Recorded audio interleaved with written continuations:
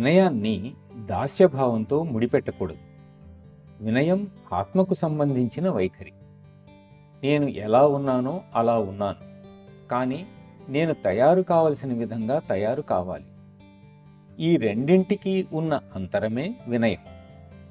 నేనే విధంగా అయి ఉండాలో ఆ విధంగా ఇప్పటికే అయి ఉన్నాను అని అనుకుంటే అది అహంభావం. కాబట్టి నాకు నా లక్ష్యానికి మధ్య ఇంకా సాధించవలసింది ఉంది అని తెలుసుకున్నప్పుడే అది వినయానికి, నమ్రతకు దారితీస్తుంది. దీనికి మానవ సంబంధాలతో ఏ సంబంధమూ లేదు. ఈ అణిగిమణిగి ఉండడం, వంగి వంగి దండాలు పెట్టడం ఇవన్నీ యాంత్రికమైనవే, కృత్రిమమైనవే.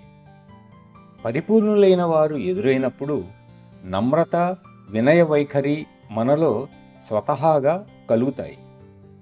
అద్భుతమైన కళాకృతిని చూసినప్పుడు మనం చకితులమై గౌరవంగా, ఆశ్చర్యంగా ఏ విధంగా చూస్తామో అటువంటిదే ఇది కూడా.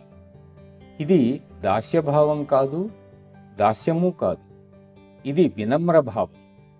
కాబట్టి దాస్యభావం లేకుండా వినమ్రంగా సేవ చేయటమే జీవిత ఉద్దేశ్యం.